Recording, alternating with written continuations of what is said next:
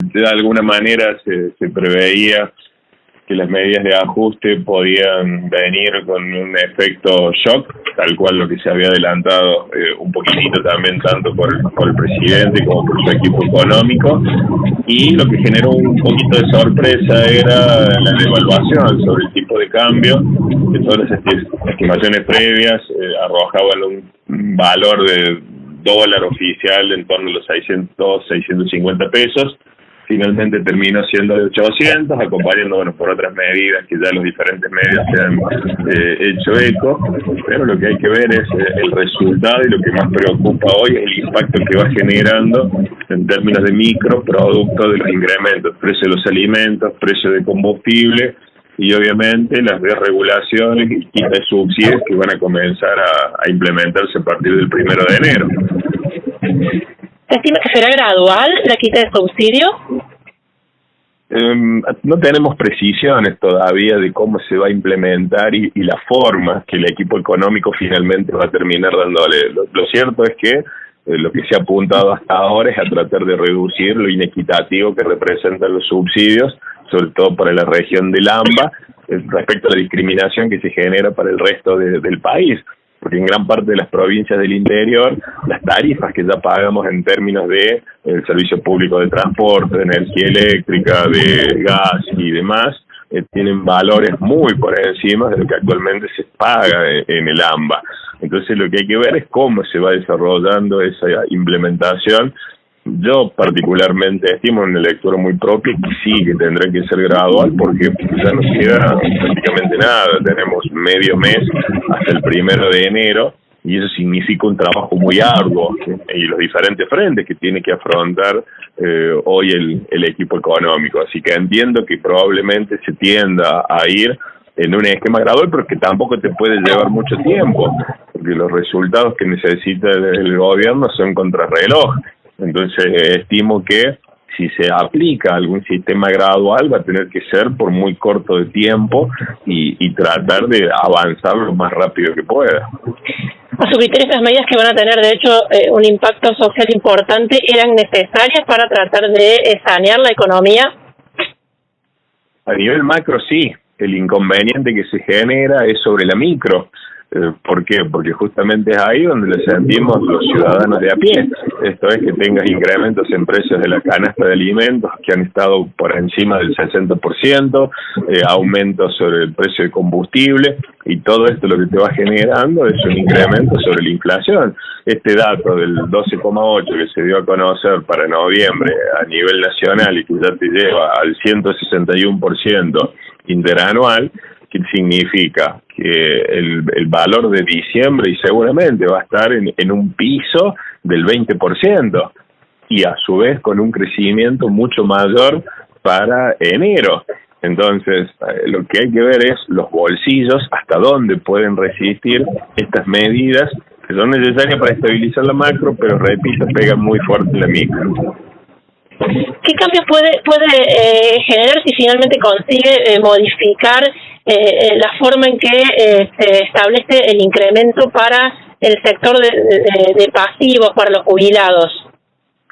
Sí, lo que decía el propio vocero es que justamente el cambio obedece obviamente no solamente a la necesidad de ajuste que se está desarrollando en términos de gasto, sino también que con la fórmula actualmente vigente, los jubilados que perciben la mínima iban a seguir perdiendo en contra de la inflación.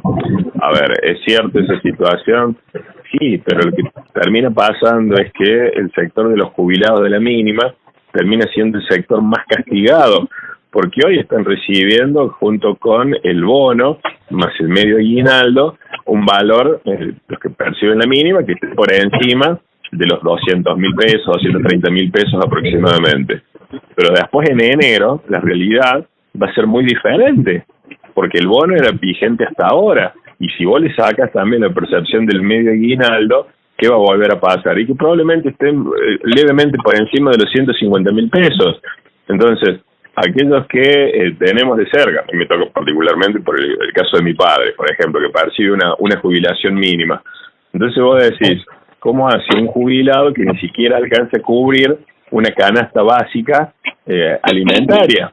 a su vez también se presenta la distorsión de que aquellos jubilados que reciben la mínima y que perciban una pensión por el fallecimiento de su cónyuge, como excede el valor, porque se los considera como una prestación única, no perciben el bono. Entonces, todas estas distorsiones o estas situaciones que ahora el gobierno va a cambiar y que lo va a hacer por decreto, hay que ver cómo van a terminar afectando. Y seguramente que el poder adquisitivo que se va a deteriorar sobre el resto de los asalariados de la economía, imaginémonos también sobre aquellos que perciben una jubilación mínima. Su situación va a ser realmente crítica. Y esto es sin exagerar, porque al ritmo de crecimiento de los precios, medicamentos, indumentaria, alimentos, elementos básicos que forman de una canasta, con este nivel de ritmo de crecimiento de los precios, que tengas un 20% en diciembre, las proyecciones que hablan de un crecimiento de la inflación del 30% para enero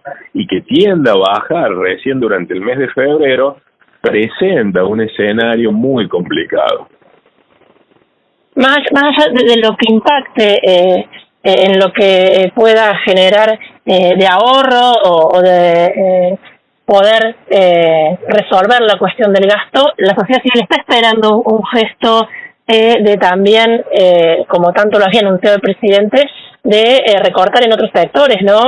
Los privilegios, algunas cuestiones que todavía no ha habido anuncios respecto a esto, al aparato político.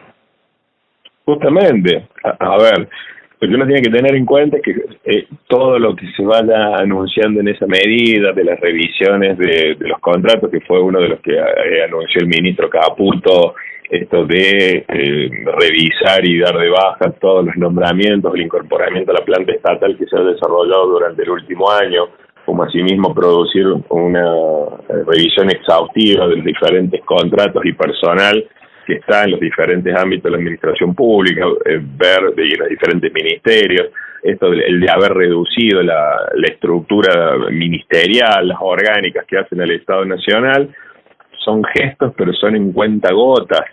Entonces, ¿qué es lo que te significa? Que seguir avanzando sobre esos mecanismos cuando vos tenés muchos frentes de batalla abiertos es una tarea titánica y es una tarea difícil. ¿Qué tendrá que seguir avanzando el presidente junto con su equipo? Justamente en eso, porque la sociedad, y acá nos formamos parte de todo, ¿qué estamos esperando? Justamente esos gestos, esa eliminación de determinados tipos de privilegios.